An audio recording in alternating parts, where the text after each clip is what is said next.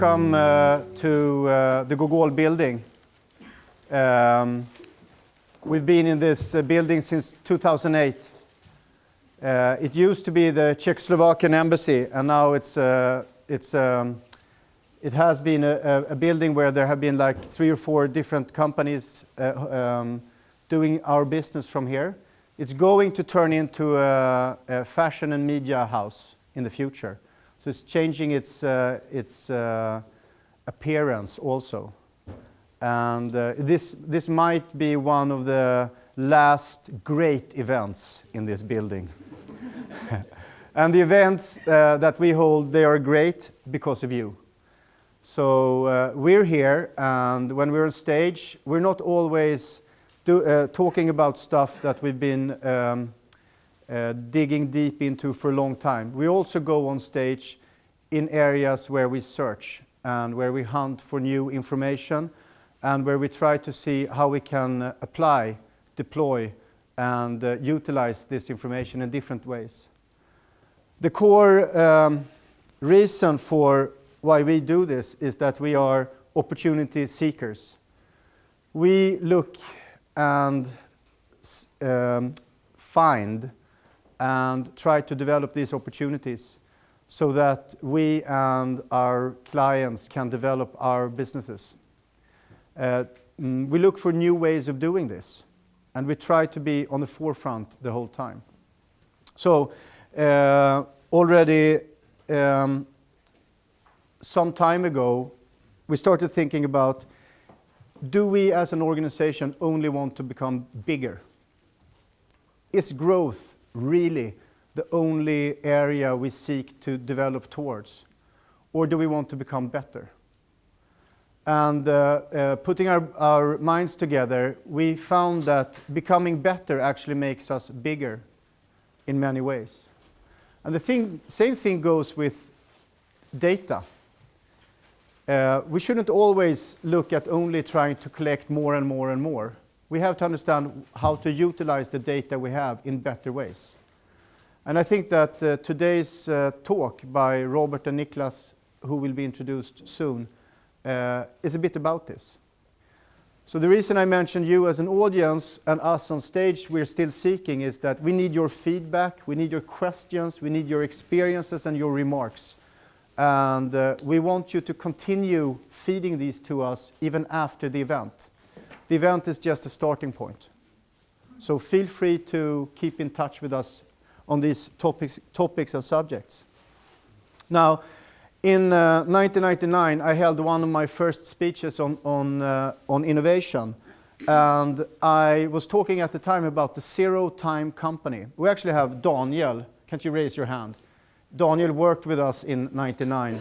So at the time, we were building a company called Freedo.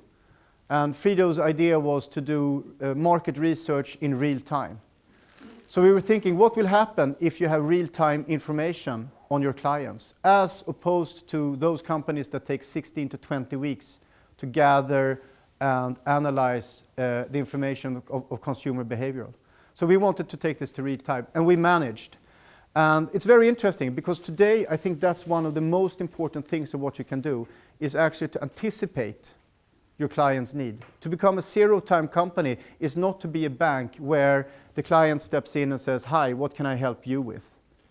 It's being a bank where the customer steps in and the bank already knows everything about the customer so they can help the customer with a tailor-made solution on time at target. And that's just the idea of a bank.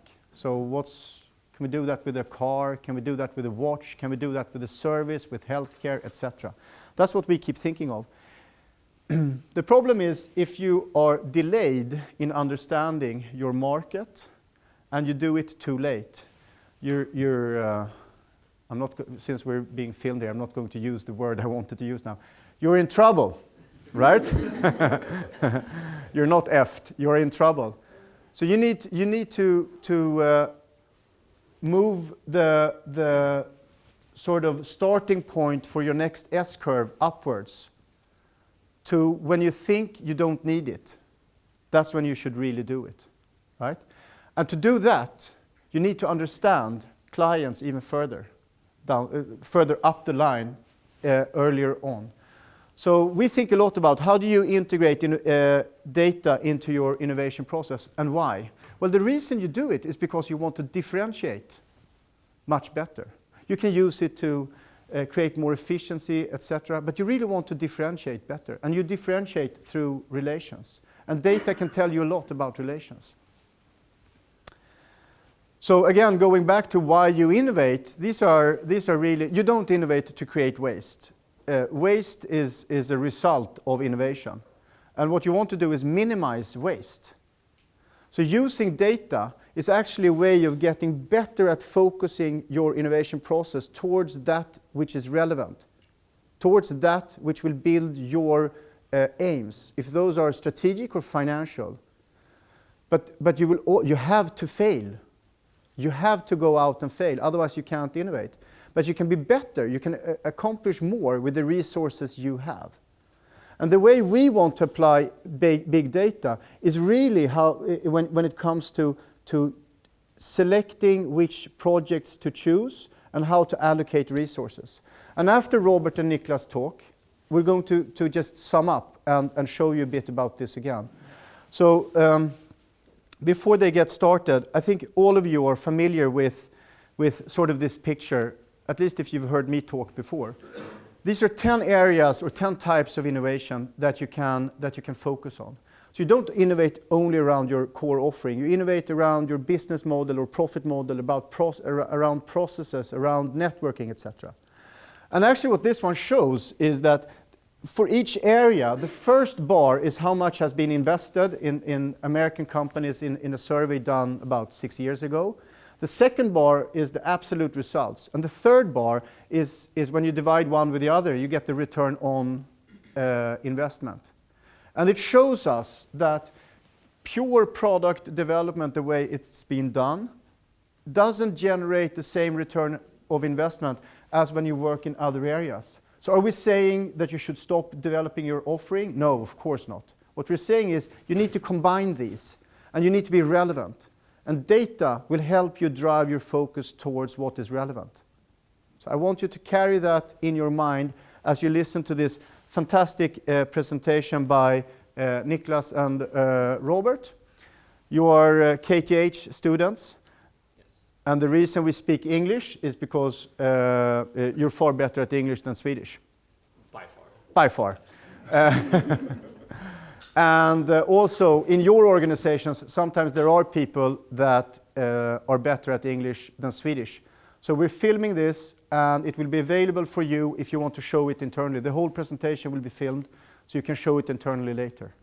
Okay? So you're all very welcome, and please give Niklas and Robert a warm applause. Great. So I'd like to take this opportunity to welcome everyone on behalf of Niklas and myself to our Brown Bag seminar today. Today we're going to be talking about big data and its potential, or how it can be leveraged in the innovation process. Today's seminar is sponsored by Google, who actually was the master thesis supervisor for Niklas and mine's master thesis study, which actually this event is kind of the ribbon. So today we are officially done after this presentation with KTH. So that's a little bit about what we're going to be talking about today, so big data innovation. But before we get much further into that, we wanted to introduce you guys to us. So my name is Robert. I believe the reason we're speaking English today, so I'd like to thank everyone for that. I'm originally from San Francisco, California. I completed my bachelor degree at the University of California, San Diego. And within the next few weeks, we'll be receiving my Master of Science in Product Innovation Management from the Royal Institute of Technology just down the street. My biggest passions and my biggest interests are how technology and innovation will start to help us solve some of the major global and societal issues that we're facing today. My name is Niklas Zachrisson. I grew up in Jakobsberg, just 20 minutes northwest of Stockholm. And upon completing my master's thesis, now I will have also completed my degree as civilingenjör from the program Design and Product Development at KTH. And one of the questions that I'm really interested in is how innovative technologies can help us enhance the product development process. Great. So that's a little bit about us and our motivation and why we're here today. But maybe we can kind of turn the tables and see maybe why some of you are here today. Data is driving competition in the 21st century. Startups and companies like Netflix, Airbnb, Uber, we all know these names, they are radically transforming and disrupting the industries that they are involved in. Now, even if you feel that your industry won't be disrupted in the same way, you can be sure that the competitive field is starting to shift. And that shift will have a focus on data and analytics as a core competence for every business in every industry. Now, there's obviously a lot of information to talk about when we're talking about big data, analytics, innovation, business value, which is actually why we reached out to everyone in attendance today to ask you what you were most interested in learning about and hearing about from us. So in general, we had three, I would say, groups of respondees. So we had the innovation experts, so those of you who are professionally involved in innovation, either on a team or as a manager, things of that nature. The room also has some data experts, so people who are involved in machine learning, data scientists, consultants, things like that. And then the third group, those people who are just curious and wanting to learn something. So our aim today is to provide useful information to everyone. And we are hoping that today, what you're going to walk away with is an understanding of what big data is, how it can be used to drive value for your organization, and how that value can in turn act as some type of exponential multiplier in your innovation process. So, big data, analytics, business value, innovation. We created this framework, this kind of triple Venn diagram, as a way to frame today's conversation. So obviously there's a lot to talk about when it comes to big data. There's a lot to talk about when it comes to analytics. And there's obviously a lot to talk about when it comes to innovation. So today we're going to aim to meet this seminar and this presentation at the focal point, at the center of the three circles. And yeah, so that way hopefully you have an understanding of where today's presentation is going and how we're going to kind of build the steps. So we're going to build them through first discussing big data, then analytics, and then innovation. Now, today's seminar is not just Niklas and I up here presenting. We would also like to get you as the audience involved. And we're planning to do this through some group conversations. So we have prepared some discussions that we would like you to have at your tables. So in a moment, if you haven't yet had the opportunity to introduce yourself to the people at your table, we would ask you to do so. And we will give you a few minutes to discuss what your relationship is to big data.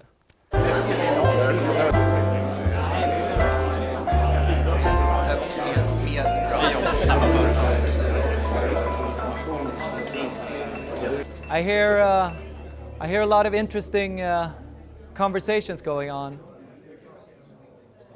People at the back, we can, yeah, big data is a hot topic, obviously. So it was nice to hear that this was something that everyone felt engaged in and that they could talk about. At least that's the sense we got up here. I would just like to maybe go around the room now and hear a little bit about what was said at your tables. So would anyone care to share with the rest of the room what you talked about? Maybe, I don't know, down at Claes' table down there, what did you talk? I'm surrounded by different things from Bisnode and from Electrolux and one from Xylem, and they're all thinking about how to use big data or information. Yeah. From sensors, etc. in a better way. From sensors. And yeah, for Bisnode, of course, data is their product in a way. Okay. So yeah, sensor data, I think for the industry, that's a big thing. More and more machines are getting equipped with sensors and we can collect more data. Anyone else care to share? Don't be shy. Joachim, your table? I mean, my relationship, this is an everyday thing, sort of. I go to ICA and they know much about me, and my phone company knows much about me and my Visa card, etc. So it's an everyday happening. I don't think it's such a big woo in a sense, huh? Mm-hmm. Yeah, I mean, the phenomenon as such, big data, really is kind of happening everywhere around us. So I think we can move on now to the next part, which is to talk a little bit about this term, big data, and what it actually means.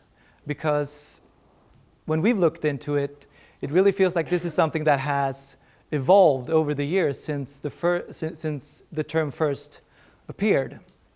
And now we have lots of different technologies and trends going on that could all be more or less connected to big data, they are a product of big data. So, and the trend of analytics and using analytics is also something that's becoming more and more prevalent, not only in industry, but also outside of industry, I would say, because if you look at sports, for instance, I know that I'm a big hockey fan, and in the NHL, teams are starting to really look into what's called the underlying statistics or the advanced analytics when they're drafting players to their team. So it's not only about the impression that the player makes on the ice, but they go deeper looking at the actual hard statistics. And this is a new thing. And also, of course, when we talk about things like the Internet of Things, there's going to be more and more data. So we kind of think that all of these things together could fit into this blue circle that was part of the Venn diagram that Robert talked about. But also we want to say that when we've thought about this, we've come down to that it's kind of also a little bit misleading sometimes, or the lack of a universal definition maybe of what big data really is. What big data really is makes it kind of hard sometimes to talk about, because we all have a different idea. We heard now that, when you talked about it here, you had someone saying, sensor data is what we do, and then, of course, what Joachim said about even outside our work, when we go to the supermarket or ICA to shop, we are in contact or in somehow part of it. But we really wanted to boil it down to something and that we think it should mean, which is that big data should be about expanding your capabilities through data-driven insights. And it used to be that when you talked about big data that, we wanted to do big data, which meant that we needed to have access to data of very large volumes, of different varieties, and they needed to be accessible or produced at very high speeds. And we don't think that this is the right way to look at it, because it focuses too much on the actual data. And it kind of gives this impression that if you're not sort of fulfilling this equation, then you're not doing big data, and it means that you can't really derive any value from it. But I would like to illustrate this point a little bit further by giving you an example. I don't know, has anyone here been to the Roskilde Festival in Denmark? Yeah, one person? Cool, 2, 3, yeah? Nice, I haven't been myself, I'd like to go sometime, but Roskilde, the rock music festival there, is one of the biggest festivals in Europe. And Roskilde is a pretty small town, and it grows in population multiple times when the festival happens. I think last year they had something like 130,000 visitors. And the organizers of the festival, they wanted to see if they could improve the experience of the visitors by using data or insights they could get from data. And they weren't really sure how to do this, but they came up with they built a very basic mobile app for the festival that was free to download.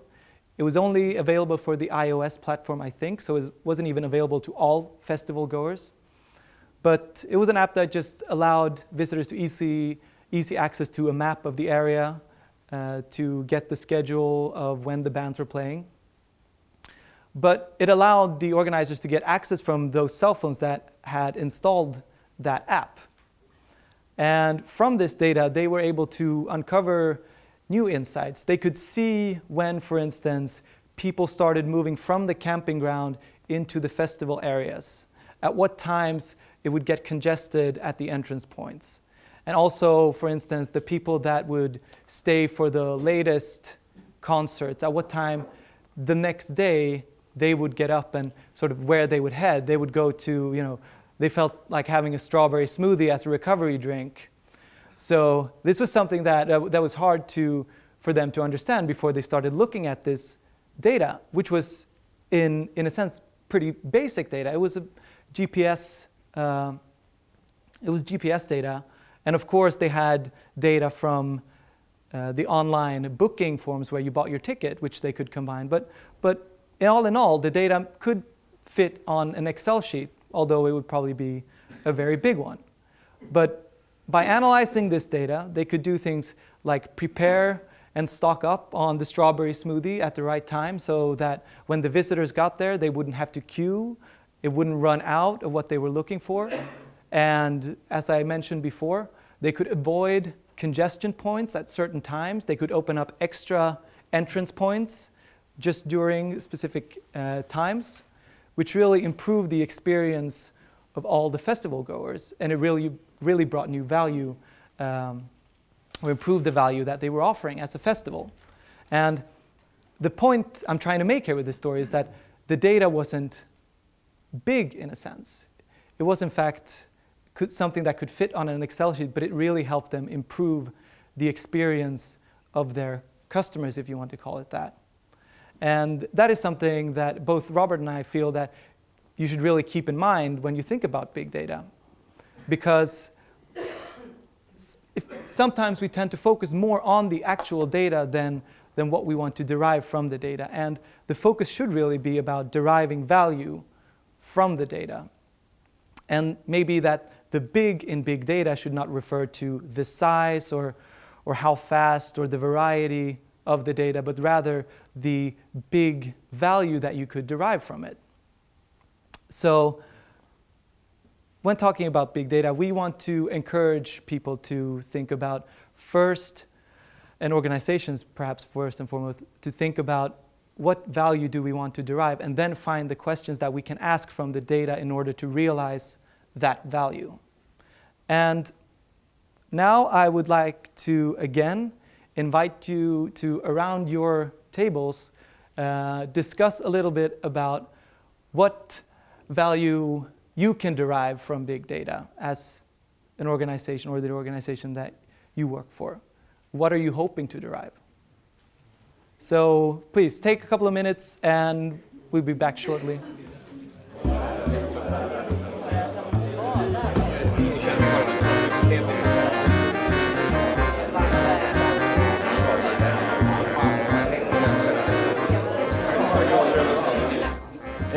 It sounds like everyone's having some very exciting conversations. It's nice to hear that everyone's so excited. Now I hope that everyone is equally as excited to share. So I'm going to call on a few people maybe to share what you're talking about at your table. Jacob, maybe? Would you mind sharing what your table was talking about? Yeah, first of all, we saw that we are speaking about data from machines or from processes or from people, and do we want to use them to predict something or to create better possibilities for developing something? Okay. So you were speaking a lot about, for example, in healthcare, to be able to predict future scenarios and prevent them from happening when it comes to diseases or that kind of stuff. Okay, so just to recap, so first you were talking about how data can be used to increase value in products or services, and then also specifically how it can be used in prediction. And those are both great comments, and I think that ties in very nicely to what we're planning on talking about. So as we just heard about the example in the Roskilde Music Festival, it's not always about the size of the data, it's sometimes more about the analysis and driving value from it. So for those who are unfamiliar with the term, analytics is the process by which you derive value from your data. So commonly you hear these two things together, so big data and analytics is deriving value from big data. Now, there's obviously a lot for organizations to do when it comes to building competences in big data. creating the teams, bringing on the hardware, the experts, and things like that. But I think what we're going to talk about here today is more the effects that big data and analytics will have on your organization and how it operates. We have found that most organizations, once their analytics are up and running, that they actually struggle with implementation. So even if you have the most advanced analytics in the world, is your organization ready to implement what it recommends? So being from the US and holding a presentation in Europe, I have to give an example about baseball. Baseball, America's greatest pastime. If anyone's ever been to a game, it's incredibly boring. Yeah, nice to see that one person. So baseball, there's about 162 games a year, so that's a game every 2 days for a team. And it's a sport that's rooted in tradition, legacy, and even superstition. So baseball players are some of the most superstitious people alive today. Now, being so rooted in tradition, legacy, superstition, you can imagine that's quite hard to implement any type of change in the sport of baseball. Now, in the early 2000s, the Oakland Athletics, which is the team pictured here, which is also my local baseball team, they brought on a new general manager, a man named Billy Beane, a former baseball player, who was also a huge fan of analytic-driven decision-making. Now, he brought onto his upper management a MIT economist to help him start to evaluate his team's performance. Now, in baseball, one of the greatest things you can do is to hit a home run. So that's where a batter hits the ball and it flies out of the park. And that for a long time was the measure of the greatness of a baseball player. So a Babe Ruth, a Yogi Berra. Now, what Billy Beane started to look at is not how many home runs could you hit, but how many times could you get on base? What are the micro KPIs that no one's looking at by which we can evaluate a team better? So through this analytics, he started making changes to his roster, the way they played. He moved players to different positions, and even strategies. So actually even telling players during some games not to try to hit home runs. Let's not go for those. Let's go to get on base. Let's make micro improvements instead. So this was met with a lot of internal resistance in his organization and the industry. Players didn't like it. The coaches didn't like it. Other managers didn't like it. The league didn't like it. And as hopefully you're seeing that this is going to wrap up well, the Oakland Athletics eventually became one of the top teams in their league with the smallest budget. So they were doing the most with the least. Everyone externally saw this as a David and Goliath story, but this is more like a David and Goliath where David's doing advanced analytics on how to beat Goliath. So we see that, in fact, it's not always the analytics that's the hard part. It's implementing the change that can be difficult. One of those big changes that we see coming is the understanding of users. So how does your organization currently view and understand its users? And how will that change? One of the big things that's going to be changing is the amount of data you have access to when it comes to your user. So that can be data in terms of social media, YouTube, Facebook, Twitter, and we're starting to see through things like the Internet of Things, you can start to understand exactly how your user is using your product. So real-time usage patterns. So no longer will organizations have to rely on market research that's based on observation. Instead of giving out surveys or focus groups, you can start to collect real data and start to derive understanding from that. Now imagine what this will happen to your product development process. Imagine what this will do to the way your organization operates. Is the organization ready to hear about this? Because this will drive a change in your organization's offerings in terms of people are now expecting more and more customized solutions, customized products. It will also start to drive change in the way that you segment users. So why should we be interested in the way that we segment users? Understanding your user, like we just saw, is going to start to drive change. User segmentation is perhaps one of the biggest. So Are you segmenting users based off of geographic location, age, gender? Well, now we're seeing that you can actually start to segment them based off of usage patterns. How do they use your product? How often? What time? Things like that. And this is not only applicable for physical products. You can do this with online services, digital products, every type of service. And that this change in the way you segment users will start to affect the way that your organization drives its business. So if you understood your user better, could you start to shift from a product more to a service level agreement? We're seeing that happen in industries like the automotive and heavy machinery, things like that. The shift from product-based organizations to now we're going towards service level agreements. So users are paying for what they want, when they want it, as much as they want. So understanding your users and segmenting them is one of the major things that we're finding for how big data will drive value in organizations. Now, the second is something that we were specifically asked to cover today, and that's how will big data affect decision-making within the organization.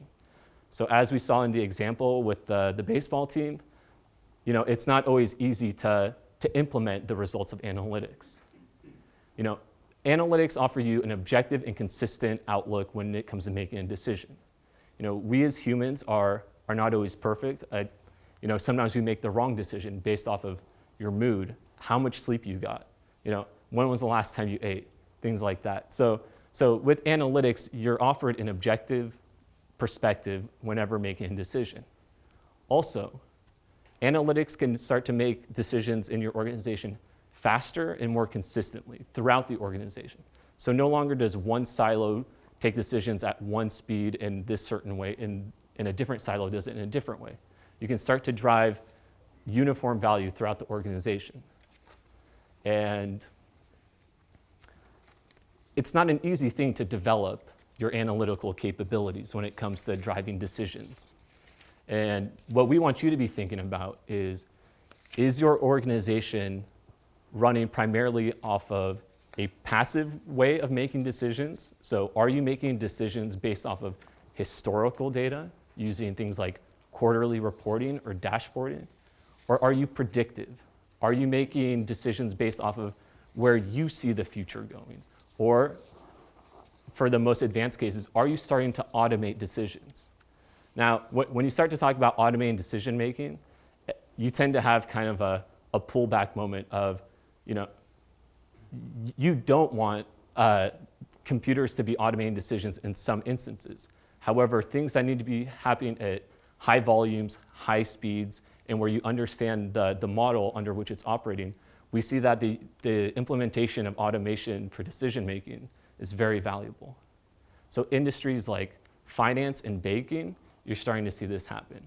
In manufacturing, more and more things are becoming automated. So what we would like you to perhaps think about or take away from today is, passive versus predictive. Are you reactive or proactive? So when talking about the values that big data can drive for your business, the first one that we talked about was understanding your user better. And through that understanding, you can start to do things like segment your users better, change your offering, and hopefully that can start to drive improvements in your business. The second thing we wanted you to understand today was understanding the spectrum of decision making when it comes to analytics.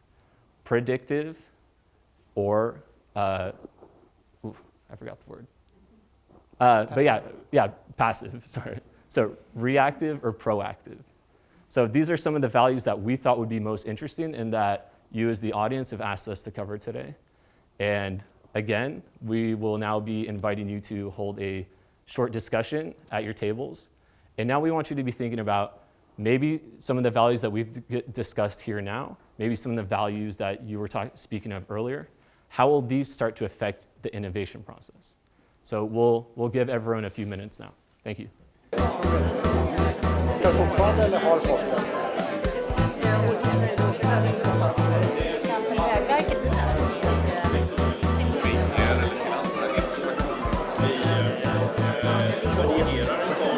It's great to see everyone engaged in conversation like this.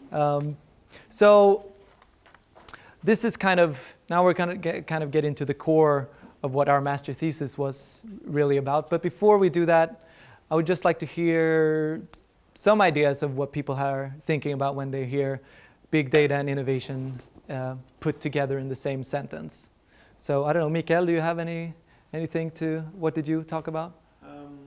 Various things, I think, but for big data to be an underlying asset for innovation, it would be in every way, almost. I mean, like you say, decision making, maybe machine learning, or predictive maintenance, for example. So Yeah. there's such a broad spectrum of... Right.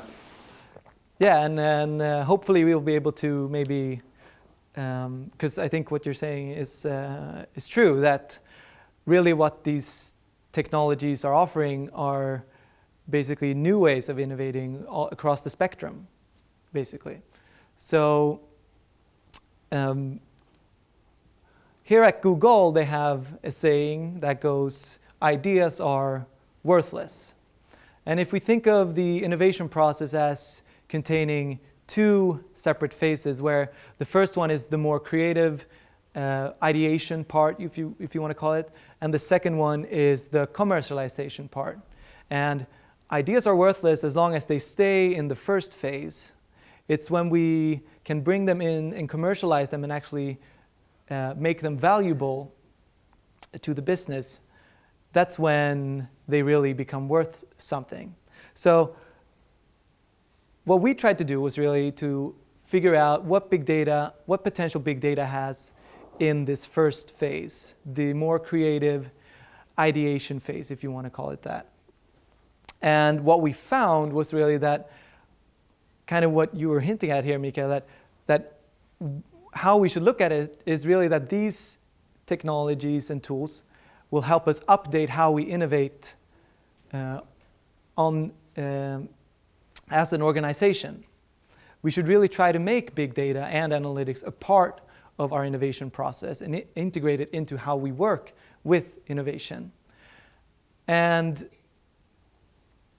we looked at a more defined innovation process, you could call it, just to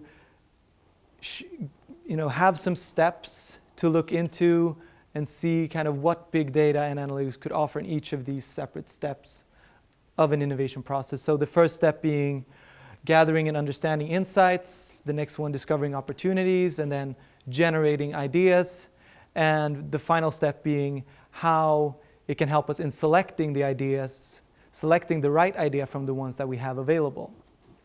So if we look at the first step, which is gathering insights, like I said or tried to emphasize in the example about the Roskilde Festival, just the simple fact that they made more data available to them helped them have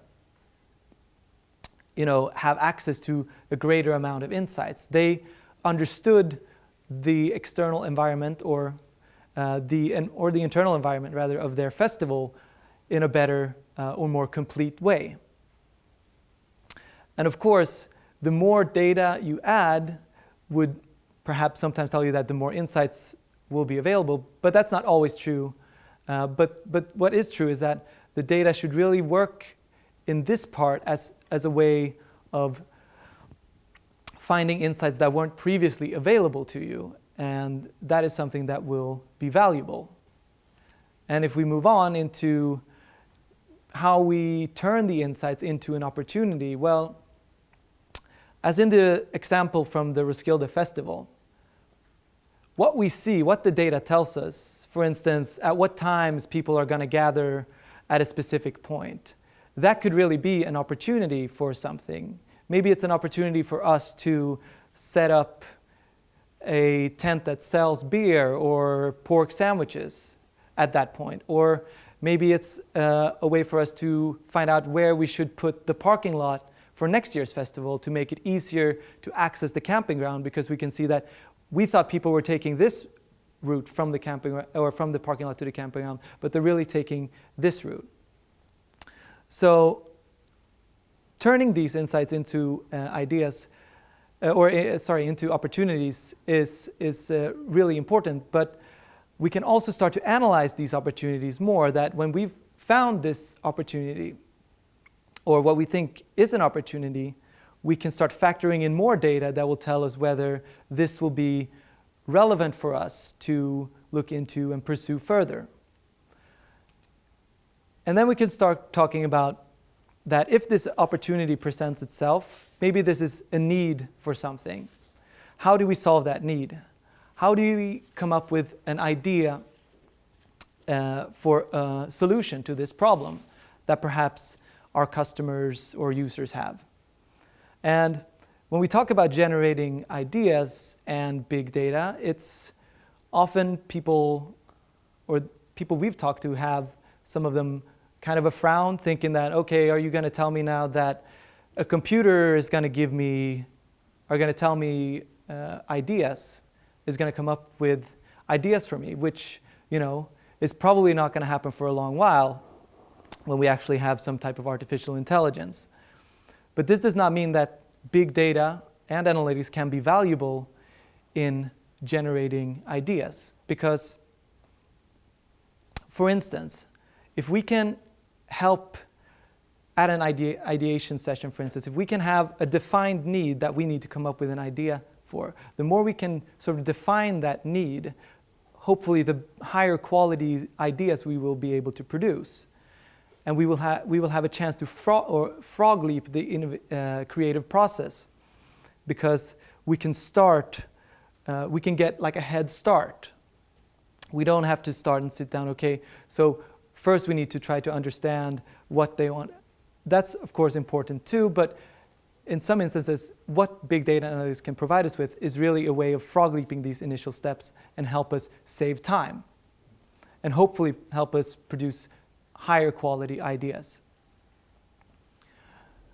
And the final stage of this innovation process is, I'm sure some of the organizations that are here today have some sort of digital platform for knowledge management. Perhaps they have some way of opening up their systems to their employees so that they can provide ideas to top management on what should be improved, maybe new ideas for products. And for instance, if you're a very large organization, the amount of ideas quickly grows. And if you're going to have 1 or 2 or maybe 3 people sit down and go through all of these ideas, that's going to take a very long time and be very inefficient. So here's also another concrete example of how to use sort of the technologies that are involved in big data and analytics.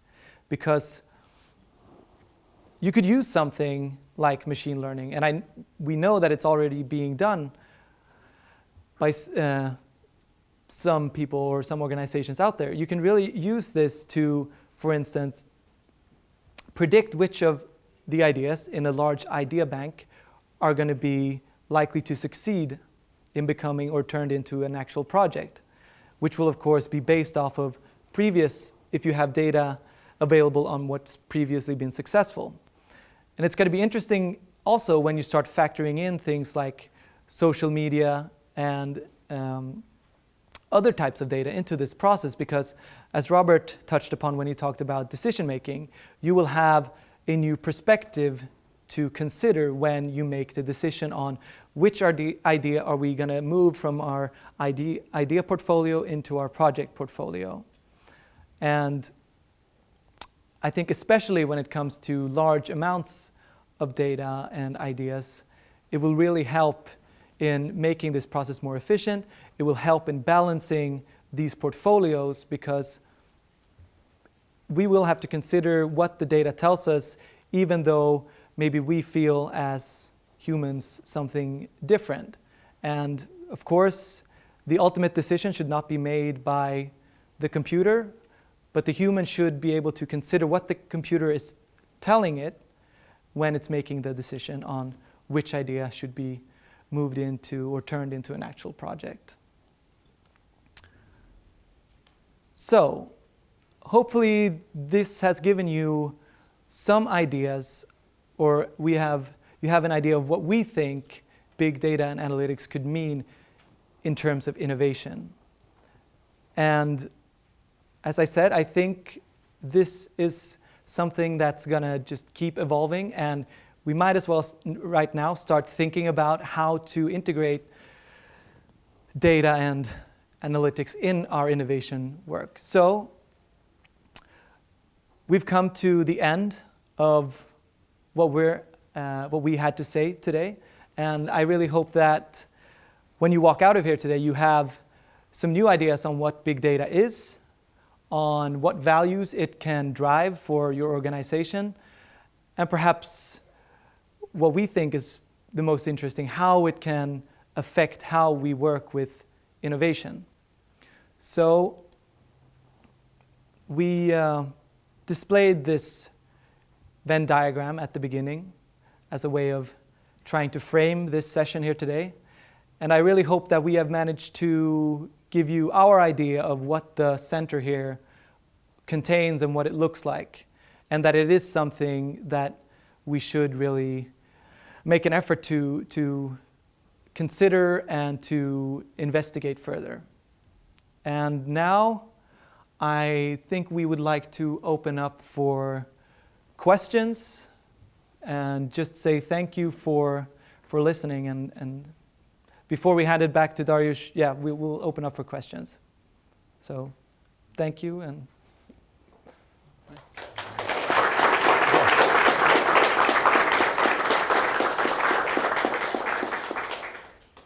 more of a comment than anything else. I like your bubbles. yeah. There are 3 bubbles. That big data is not just by itself, but it's also, you're going to analyze it and then you connect it to innovation. But the difficult thing to me as a novice in this area, I think, is that it's so much of the big data out there in so many areas. Like social media is one big chunk, but I mean that's not all. We come from the process industry more, and then you have even more gigantic, massive amounts of data. So I think it's very exciting, but also very confusing where you start. I mean, if you talk about these kind of products and how I use them, I can get, you talk about the rock festival, I can get that. But when you talk about how to change the industry by utilizing all that massive amount of data that's out there in the industry, how do you do that? Where do you start? What's the analytics? Right. So I think that's something that we were trying to touch upon in that first block, that maybe you should start by thinking about what is the value that you want to drive for your organization or your industry or the product first, and then use that kind of data strategy to guide you through the rest of the process.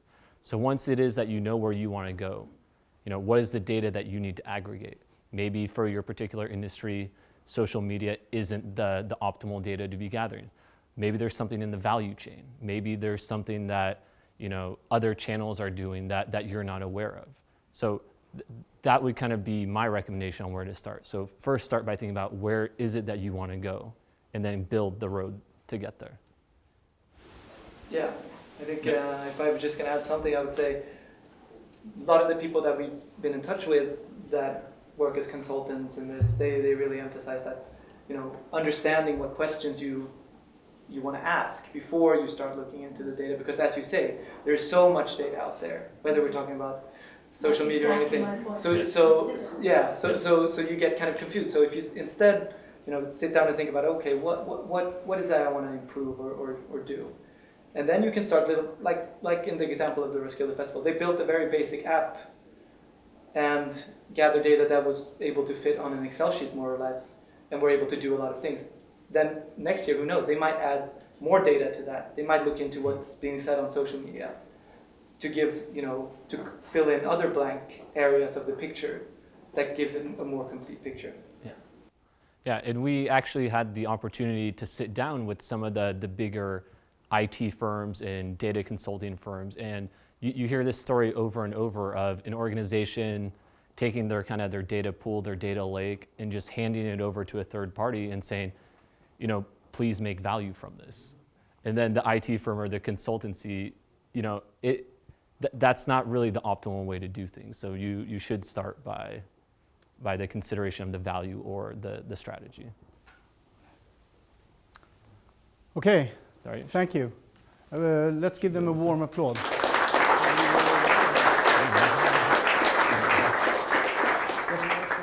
Before I do the final close-up of this, I'd like to ask you, is there any of the pictures you saw that you really liked? Just tell me, which one did you really like? Someone? Something that's special? Passive predictive? I like the lemon with the segmentation. Lemon, yeah. Anyone else? So what we'll do is we'll actually, as the last thing, we'll go back to one of these two pictures. You're free to take pictures. You're free to tag Google and big data. We'd like to see if we can get the discussion running on LinkedIn or whatever around this. So I think this is a picture that really spoke to me. An important thing in this picture is to understand that when you're passive, you're not optimizing the use of the data you have. And as you cross the tipping point and you move into becoming predictive, you start optimizing the use of the data you have, finding value in it, and then you start building more data. So I think most organizations actually don't have to worry about collecting much more. You have to start thinking, we have to start thinking about how do we use that better. So that's an important part of this. Another thing I'd like to show you is a few of you have seen Google's approach to portfolio management. And a very simple way of explaining it is that we need to allocate our resources over time to accomplish improvements in the existing portfolio, to generate new values, and to differentiate our offerings. So we have the three portfolios. One, the portfolio is the offering portfolio, and we put most of our resources in there.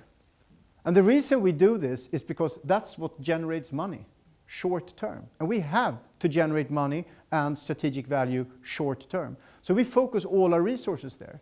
But what we also know is that the offering portfolio doesn't really build value over long term. What builds value over long term is the project and the idea portfolio managed correctly.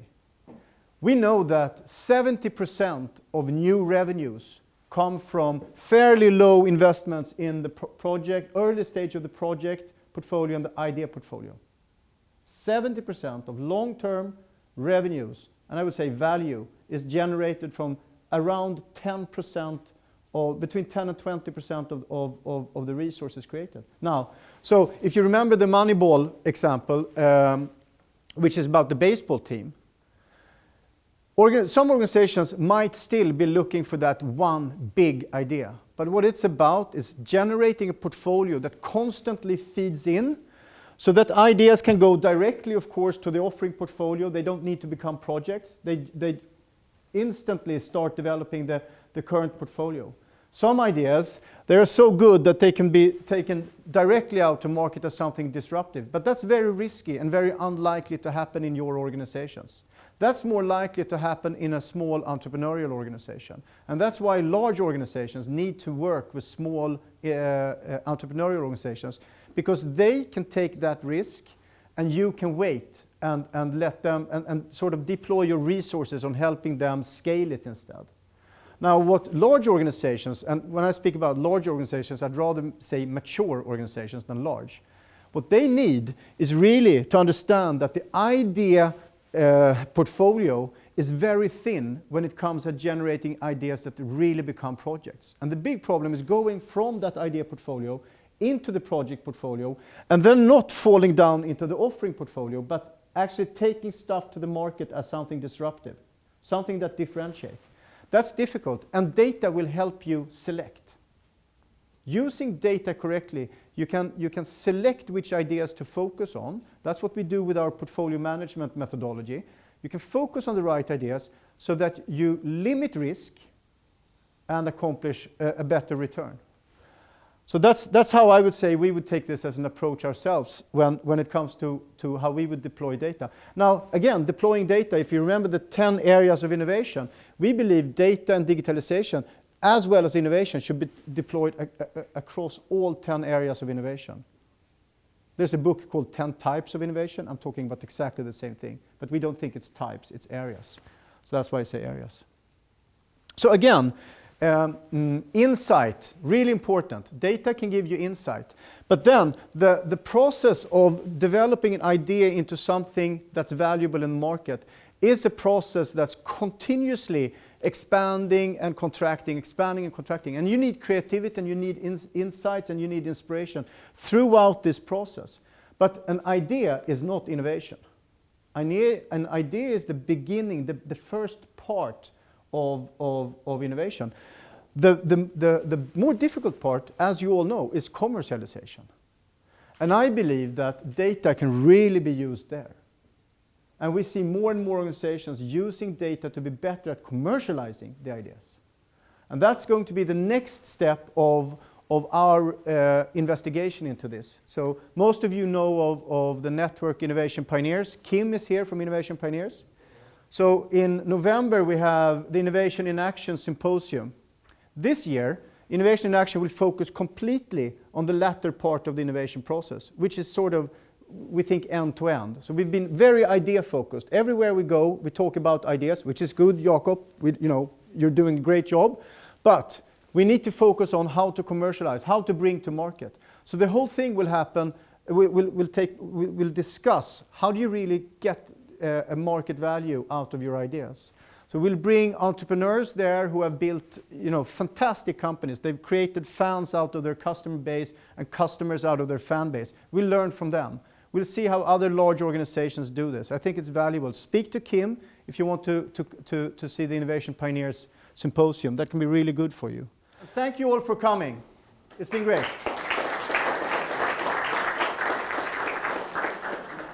Good job. Nice.